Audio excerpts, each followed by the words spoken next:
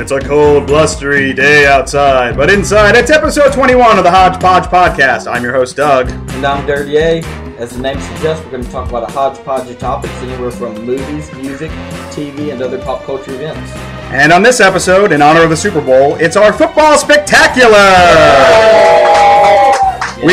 We've gone into the archives to discuss 3 football comedies. You can reach us at the hodgepodgepodcast@gmail.com, or over on our website, thehodgepodgepodcast.com, or over on my review blog, dougreviews.blogspot.com. And as you can hear, we're doing things a little bit differently for this episode. We've got a live studio audience. Woo! Thanks for coming out today and listen to us run our mouths. We've also got a special guest with us here today. Yes, we do. Jason, you want to introduce yourself? My name is Jason Christ, and I'm sitting on the right. He is. Jason is a performer over at Comedy Works in Raleigh, North Carolina, and he suggested the subject of our show today. I'm a very brilliant man. He's a friend of the show. Friend of the show. Yeah. Friend of the show. Yeah, we'll go that far. Acquaintance of the show. Yeah. And he and the lovely Courtney were very kind enough to set us up in their basement. Here's the address if you want to come and stalk them later. So, Jason, before we get started with the movies, why don't you tell us a little bit about yourself, a little bit about Comedy Works, or current events, whatever you want to talk about. Well, in the news this week, Syria probably melted. I don't know. But Comedy Works is that seedy, dark building at the corner of Peace and West that you drive by and wonder what the hell used to go on there. And now it's like a mob building because it's always dark. You describe it like a brothel. Yeah. I would say it's a brothel-esque. Okay. That's accurate. But yeah, I used to drive past there for years, for like 8 years before I knew what it was. I thought it was just a little divey kind of stand-up place. Right. And I actually... Now you know. Now I know it's a divey. The big reveal. But I can't even remember how I got into it, how I discovered that it was improv. I think just through a friend or something. But I signed up. I went there for a free demo class that they give out every few months or so, and that was fun. So I signed up for the intro class, which Doug just started today. Yeah, started that yesterday. It's interesting. Yeah. It's fun. It was definitely fun. A lot of interesting people you meet there. I'm looking. Interesting. Working on his comedy chops. Yeah. I'm looking forward to it. I did performing in high school and college, so it's kind of right up my alley. Hoping to find people to recruit, maybe to do like sketch comedy or something like that. We could put that on YouTube or something like that. There are a lot of players there that talk about getting groups together on the side to write, cool, and perform. That'd be awesome. Sketches, yeah. So how long have you been over at Comedy Works? I started probably July of 2012. Okay. Actually, and then I did several classes. I did intro and intermediate and long form, and eventually I got invited to be a trainee. And that's where you go and work at the shows, and then after a month or two, you end up in the shows. The Sorcerer's Apprentice. Exactly. That's not really how it works. No. I was trying to make you feel better. No, that's Magical mops, no? No. That's Fantasia. Fantasia. But that's with the Sorcerer's. So I was thinking of the other movie. Yeah, whatever. The other Disney movie. No idea. I don't know my Disney movies. Sorry, I didn't see Frozen either. Are there any Disney movies with a football in it anywhere? The kid kicks it, or what? Airbud. Was that Disney? I think it was. Yeah, it was Disney. Yeah. I don't know. Was it Disney? I don't think that's what I'm talking about. I vote to not review that. No, we're not. Okay, right. But great. Thanks for joining us today, and you'll be giving your input on the 3 movies. Maybe. Let's get into the first movie that's about a wily bunch of guys that get together, and they're kind of scrappy guys, headed by Rick the Wild Thing Vaughn, and they like to throw the ball around. That's baseball. That's wrong sport. That is Major League. Sorry. Dirty A, as much as Dirty A hates reading, he hates sports even more. But, ironically enough, he loves sports movies.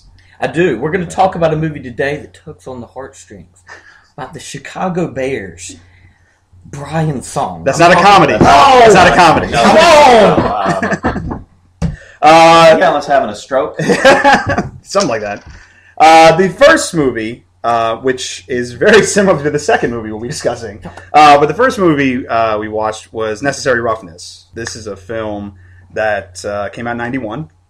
stars Alan's secret man Scott crush. Bakula. His secret man crush, Scott Bakula. And basically, it's a very convoluted story about how, what was it, Texas State? Yep, Texas State. Texas State gets hit with a bunch of NCAA violations, and they clear out the team and everything. And then they bring on students. They don't go to recruit people or something. And right. They because of the infractions that they have to get rid of people, they're trying to play super straight lace. And then they got this dean that's already against the sporting athletics department in the first place. Yeah, he's played by comedian Larry Miller. Yeah, so they basically get the lowest form of athletes that they can that they can muster to get at an actual state university. Right. And the dean is yes, the dean is comically villainous in this. And Scott he is in all the children's movies he seems to Yes. appear in. Every single one. And like he was on Seinfeld when he played the doorman. But Scott Bakula gets involved because he is 34 years old and he never went to college, so he can enroll. And he was a great quarterback in high school. Oh, that makes more sense. I thought this was just a Quantum Leap episode. No, where he leapt into the body of a young guy. No, it was men of a certain age. How could men of a certain age. No Ziggy, no Gushy. How could you think that? Now it makes more sense. The movie makes a little more sense. And there's a cast of characters. Jason Bateman's in this movie. I forgot that he was in that movie. Sinbad. Who doing his best Neil deGrasse Tyson impersonation as his character. He's like an astronomy professor or something, astrophysicist. I'm like, it's Neil deGrasse Tyson. And he even looks like it. He looks like a little bit. I don't really remember this one. I wasn't able to see it recently, but I just remember it being a long Kathy Ireland shower scene. Is there more? Yes, right, Kathy Ireland. Okay. Actually, no, that's the problem. There is no Kathy Ireland shower scene. That's right. You see the towel it's go, a tease. and then that's it. I know, yeah. Well, Silly PG. Well, it's PG-13, but in the 90s, whatever. Yeah, this was 91 PG-13. Yeah, when it was like super strict. He said, but. Well, that's PG-13. But yeah, Kathy Ireland's in it. She plays the kicker. And, cavalcade of characters. Robert Loggia from Scarface, he's in it. Yep. And Hector Elizondo is the coach. Mr. Elizondo. And, it's okay. I mean, it's definitely has its moments. What? It's funny in parts. I know it's not supposed to be believable. It's a football comedy, but you're just like, what? This doesn't make any fucking sense. I disagree. I think it's a wonderful piece of cinema that I have seen many, many times since I was in middle school. On purpose? And I enjoyed watching it again on purpose. We also forgot to mention the great cameo of Rob Schneider. Oh, I'm sorry. I forgot. Yeah. Rob Schneider is the he plays the game announcer. The school game announcer who just and he has many quips. No. We're getting to that. Okay. But he throws in as many of his Saturday Night Live references as he can throw in there to because he just took off from there. He just took off from there, Rob Schneider. I think he's dead somewhere in a ditch. They resurrect him for Adam Sandler movies. Basically, yeah. I don't watch those anymore. So actually, the premise you gave does sound a little bit like Major League, where they just bring in a group of misfits. It's the premise of many sports movies. So I have seen it a lot. Right, you have because under different pseudonyms. Yep. Yes, right. Because another movie we watched was The Replacements, which came out. You could replace the plot. It's basically the exact same plot of Necessary Roughness, except it takes place in the pro world. It's not really the NFL because they couldn't get the NFL license. But like John Madden's in it and Pat Summerall, and they do the announcing and stuff like that. So they make it feel as real as possible. But and Rob Schneider did not make Necessary Roughness feel real. No, he didn't. The Replacements. Like I said, it copies Necessary Roughness. I mean, almost to the T. Yeah, there's some scene-for-scene shots where you're like, Doug and I watched these back-to-back to get ready for this, and we were like, whoa. They're just scene-for-scene shots that are just, pretty much exact takes of each other. Yeah. Pretty amazing. Brooke Langton does no kicking. That's about the only difference. No. She's really the only reason why I love that movie. She does more kissing. Yeah. Kissing. She does air kicks, really. Yeah, Brooke Langton was on Melrose Place, and that was where she was big, and then she got this movie. And Keanu Reeves is the star, And this actually came out in 2000, which is he must have filmed it either right after he filmed The Matrix or before The Matrix, and they kept it on ice or something like that because after The Matrix blew up, he was doing all kinds of weird stuff. I have a feeling this one might have been on the shelf for a couple of years, and he blew up, and then they're like, oh, here we go. Well, that's because it's timeless. It could come out today and be true. It could. The replacements. The premise is that the NFL whatever football league it is, the players go on strike, and the teams bring in scab players, and Gene Hackman is the coach, and Gene Hackman he was great in this movie, but I think he was basically improvising the whole movie because there's a couple times he says the same thing. And he's just like, he looked like he was just like maybe drunk the whole time and just was having a ball. He's just like, whatever, they're paying me money. And he says super cliche lines. Yeah. Pitch would say like for no reason, he's like, looks at Ken and it's like, you're like two people. The person you are and the person you could be. One of these days, I'm going to see those two people come together. You're like, what? And like, make out. What does that mean? What does it mean? I don't know, Gipper. But, physically at least, he was channeling Tom Landry, it seemed. Yeah, with the hat and everything. Yeah, exactly. Jack Warden's in it. He's the owner of the team, the Washington Sentinels. The team, the other players, the quote-unquote real players, are basically the villains in this. And Eddie Martell, I forget the guy who plays him. He's a normal... Oh, no, it was Goodwin from Lost, and he's on Person of Interest. Yeah, but I forget his name. I don't know. But anyway... Sorry, guy. He's a that guy. He's that guy.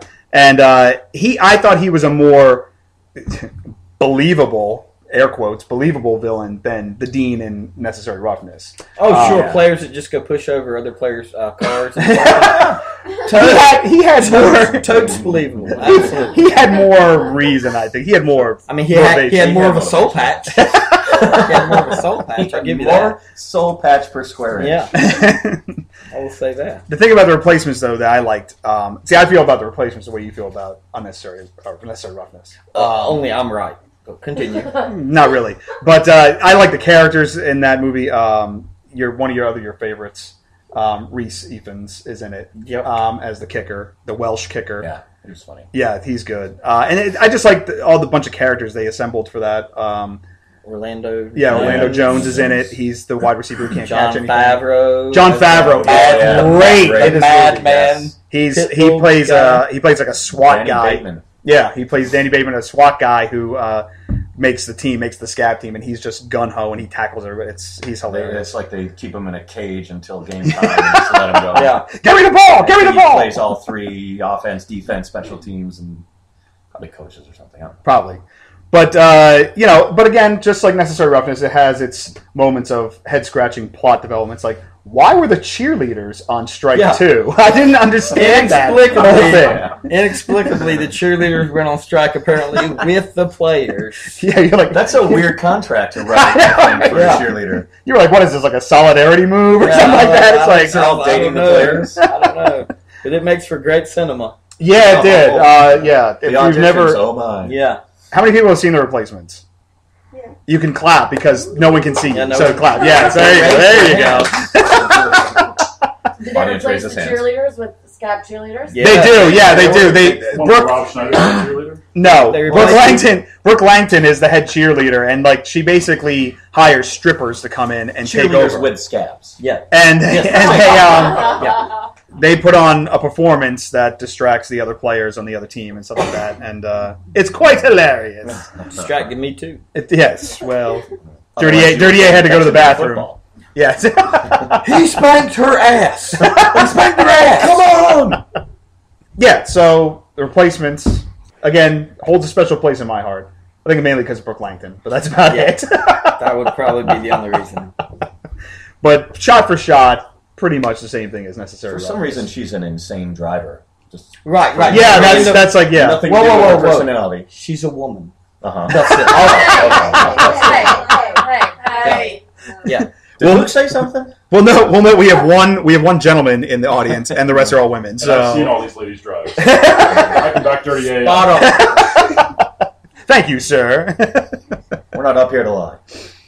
So we want to jump into the third film. We got anything else to talk about with these These two No, because they're pretty much movies? the same movie. They're the same It's just they're just separated by a decade, and the uniforms are different, and that's about it. Check them out if you want, but go see the replacements instead. It's better. No, necessary roughness is necessary. Unnecessary. Unnecessarily rough. The replacements built on what was established and made it better. They did not make it. Much like the Star Wars prequels. Did not make so, it. So, Well, I really don't recall how Scott Bakula was in the movie. I know in general, though, he's usually a pretty good actor. He was on a Quantum Leap. He was carrying scenes. Yeah. yeah. Like him and He's great. Scott Bakula's great. Characters. If you've never He can say Blue 42 like nobody's business. That's his only signal call. Blue 42. If you like Scott Bakula, you should try and find a TNT show that they took off the air. It was only 2 seasons long. It was Ray Romano's show, Men of a Certain Age. That was a great show. He was great show. Brower He was show. really, I don't really know why funny. that went off. Andre Brower Oh, was he's great. hilarious on that. And so when we've talked about this before, but when they announced Brooklyn Nine-Nine, Andy Samberg's show, and they said Andre Brower is going to be in it, I was like, oh my god, this is going to be hilarious, because Andre Brower he's Great. the perfect straight man, and he's hilarious. So check out Men of a Certain Age. You should probably check it out before you check out Necessary Roughness or The Replacements. It wouldn't matter. Our third football comedy was one that we did not have to review because basically it's probably tattooed on our They brains. made an indelible many mark on our Yes. souls years ago. And that film is one of the few Adam Sandler films that I can tolerate because I'm not the biggest Adam Sandler fan. And that is, I'm not crazy. And that is The Waterboy. Bobby Boucher. The Waterboy is a film that came out in 1998, and the reason why I remember that date is because You looked it up on IMDb? No, it's not. No, because About 3 minutes ago. when they released the trailer for Star Wars Episode 1, The Phantom Menace, they attached it to 2 movies. One was Meet Joe Black, and the other one was The Waterboy.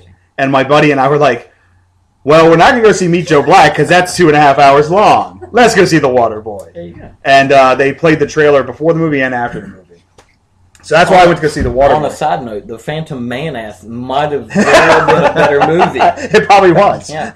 Aired in a different theater. Yeah. Further downtown. That was in the Comedy Works building at the time.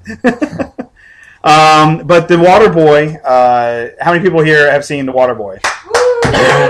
Pretty much everybody, or yes, everybody. So this is a movie that basically just serves as a vehicle for Adam Sandler to do his funny shtick stuff that he did back in the 90s. Yeah. And I mean, it was one pretty of those. classic character in Bobby Boucher doing his one-liners there and assortment of characters. So basically, the plot there is About Adam's. foosball. It's about the foosball. Foosball is the devil. So Bobby Boucher is a water boy for a football team and College football team. Like Division B. Seven. Yeah, Division low B college football team.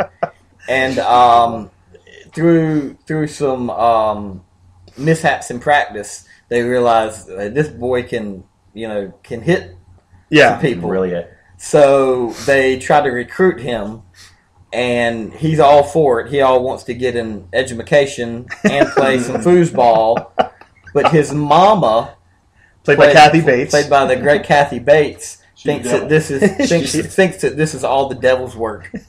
Which is let's do it right. the devil, Devil's work. which is ironic now because now she plays American Horror Story Coven. So She doesn't That's play a the dark, devil. dark. well, I know that, but she's a witch on the show, and whatever. She seems unnice on that show. I think I don't feel uncomfortable saying that. Yeah, that's true. Unnice. Unnice is a good word for that. She's unnice in The Waterboy as well. She's been playing with his friends. Also, who's the girl? It's Fruza Balk, isn't it? Fruza Balk is the love interest. Yeah, she's the love interest, and Vicky Valancourt. She showed me her movies, and I like them too. And then you have Henry Winkler is as is he the dean or something? No, he's the coach. He's the football coach. Okay. He's the football coach. Sorry. Maybe we should have watched it again. Yeah, no, right? All I remember is Mama told me once not to get a tattoo of Roy Orbison on my ass. But what Mama don't know won't hurt her. I didn't know Fonzie was into Roy Orbison, right. But now I do. Now you do. Hey. And also, what's his Jerry? Yes, Jerry, the opposing coach. Yes, Jerry. He lost me on him. He played. He was on the. He was Swinging the Bandit. Yeah. He drove the original Smokey and the Bandit. He drove the truck. Yeah. And you're talking about Jerry Reed. That's right. Yeah, Jerry Reed. Thank you. Yeah, he's the. He spelled it down. Yes, he's the opposing coach. That's right. And then there's all kinds of Adam Sandler regulars in this. Yeah. Rob Schneider is the star of the podcast today because he's in both films. He's in that and Necessary Roughness. Real star today. He plays some crazy Cajun guy, and that's the whole. You can do it. You can do it. You can do it. That's made him. His way into the lexicon. He sure has. Yeah, great. He'll say that today. And then the quarterback is another regular. He's another regular. I think he played one of the gay couple in Big Daddy, and he's been in some other Adam Sandler films. Oh yeah, cross-eyed dude.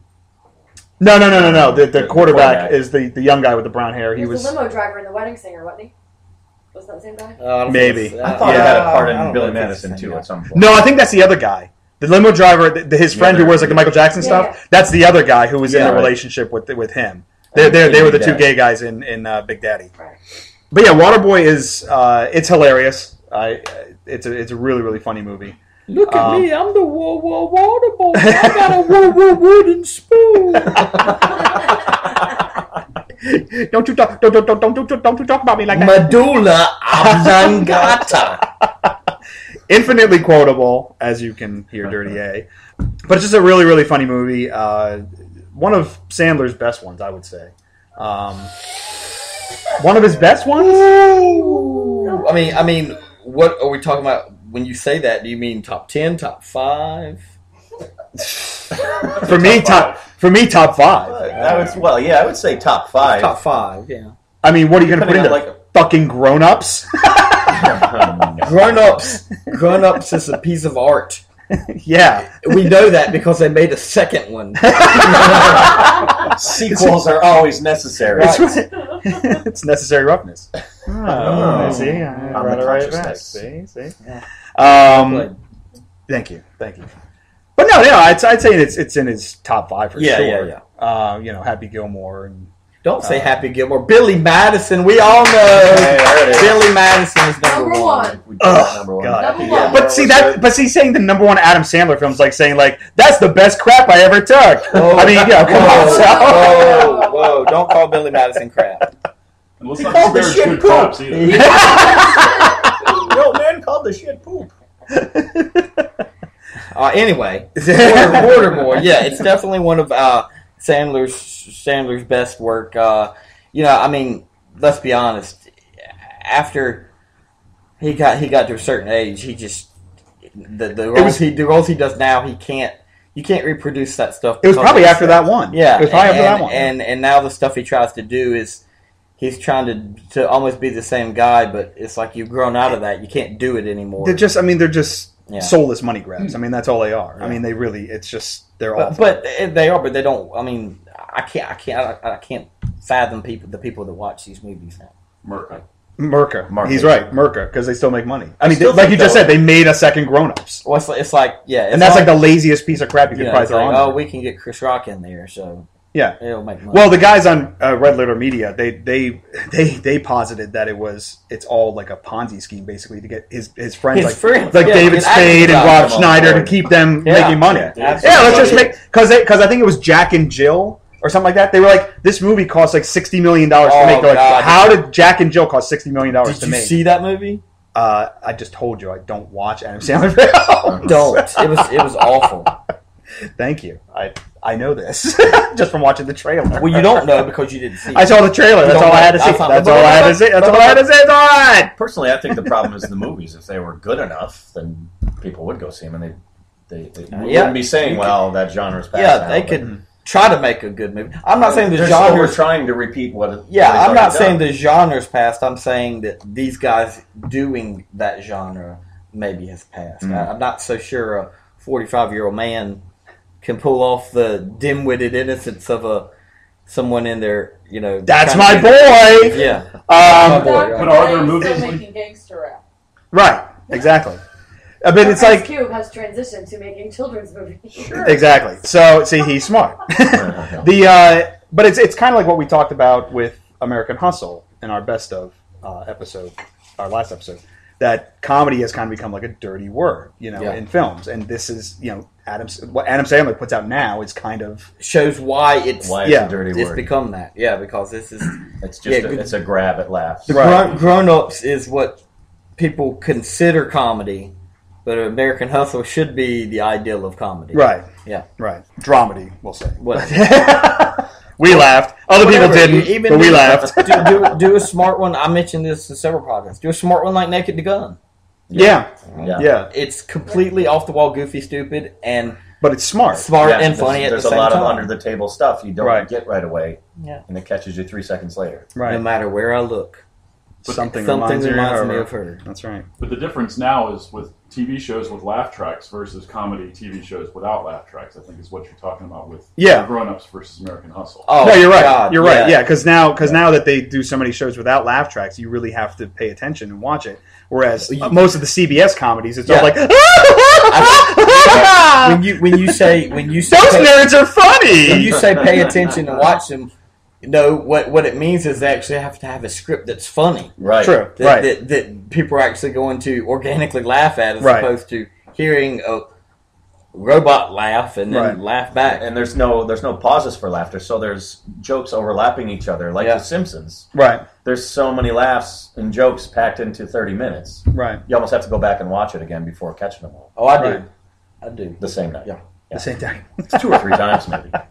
In the same night. Frequently late to work on Fridays. That's a lot of Simpsons. So we got any Super Bowl plans here, guys? I will be sitting on my couch, glued to the TV, watching anything but the Super Bowl. No, I don't know. I don't know. I'm going to watch the game. I'm pulling for the Broncos. I'd like to see Peyton win another one. You can step out of here. Jason and I will just talk about this. Yay, sports team! Go, my favorite sports team, go! I'm interested to see some of the commercials. I know U2's doing a commercial for their Red thing, their AIDS in Africa thing. Even better than the real thing. Sure. And they're supposed to be premiering a new song, so I'm interested to see that. And hopefully it'll be on sale immediately afterwards. So I can get it on iTunes. Immediately download it, yeah. It's like immediately download it. They're having two halftime. Yeah, it's the old and the new fusion again. Yeah. It's Bruno Mars? Yeah, no. Or the Rolling Stones and somebody maybe. No, Rolling Stones already did it. Did a few years ago. Yeah. Bruno Mars. I can't remember. It's but Bruno Mars. It's the other. It's the same old standard fusion of an old artist and a new artist coming together there. They did that with Madonna, and MIA was on with her, and it's. And it was awful. Yeah, I mean, the Super Bowl halftime show it gets ridiculous. I just mentioned U2. To me, they were the best one that went on there. But even like artists that go on there, I'm kind of biased about that. I am biased about it, but it was also the timing and stuff like that because it was right after 9/11 and everything like that, and like it was an emotional thing. Whereas, and we talked about this once before, like the year right before that, it was like Britney Spears and NSYNC, and I think it was Aerosmith. And it was like the biggest amalgamation. So you're saying you changed your mind, and Britney Spears was the penultimate halftime show. Is that what I heard you say? What? That's what I heard. That's correct. So, once again, folks, Doug says Britney Spears is the best halftime show he's ever seen. No. What I'm saying is that before that, it was just this huge mashup of crap just all together, and then Britney Spears. It was produced by MTV. Exactly, and then they just had a simple one group came in, did it, and then I just like to spin your words and watch you get flustered. I don't whatever, man. I'm the one who edits it, so I can change it to anything. What do you think about that 38? Oh, that's great. Thanks. Sounds like it's time for folks to start listening to the original Hodgepodge. I already bought that.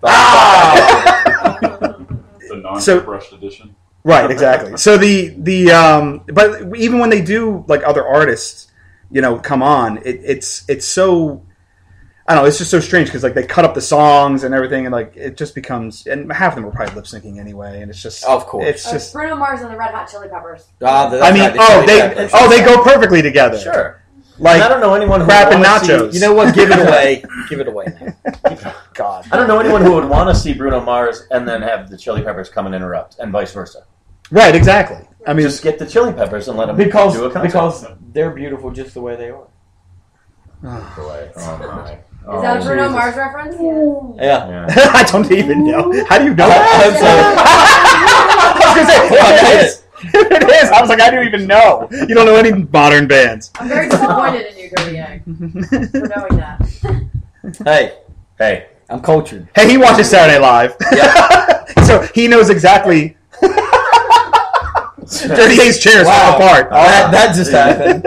I wasn't even leaning back in it. He watches Saturday Night Live, so he knows at least 2 Bruno Mars songs, because that's all they play on Saturday Night Live. Yeah. He knows them very well. I'm hip. I'm with it. Who was it? Who was it last night? Bastille? You know 2 Bastille songs as well. Because they were on Saturday Night Live last night. But yeah, that I guess that'll do it. This was fun. Having an audience, having your participation. Hey, let me plug some Comedy Works. They got shows at 8 o'clock and 10 o'clock on Fridays and Saturdays, and a matinee at 4 o'clock. That's right, they did. The 4 and 8 o'clock shows bring the kids, family friendly. 10 o'clock show, not so much. It's a lot of fun, though. Yeah, Downtown Raleigh, Comedy Works. Be there, folks. It's a good show. It's a good time, and if you volunteer for the 10 o'clock show, you may be invited to come and do a class. A free class, a free intro class. That's how I got in. Hey. But yeah, so thank you for coming tonight. Give yourselves a round of applause. All right. Thank you for the participation. Let me leave with these words of wisdom. No. We have to thank Jason. Appreciate it, Chris, for coming by. Not a problem. Yeah, thank you, Jason. It was good stuff. Definitely have you back again sometime. Thanks. Yes. Thank you for offering the house, Courtney and Jason. Wonderful venue for the podcast. Nice. Matt will be happy. Yeah. Right. Our next episode, as you mentioned, I guess last episode, a friend of mine mentioned that we've been talking about a lot of movies on the Hodgepodge podcast. So we're going to mix it up. In our next episode, we're going to be talking about some classic cartoons. Childhood cartoons. A nostalgia episode. We just had a Captain Caveman reference last night. Captain Caveman! Yep. I think we should do that one here, too, because I love cartoons. Hey, there it is. Well, we'll see. We'll see. If there's time. If there's time. But, yeah. So let me leave everyone with these words of wisdom. Alligators are ornery because they get all them teeth and no toothbrush. And that'll do it. We'll leave you with that. Thanks for listening, folks. Thanks.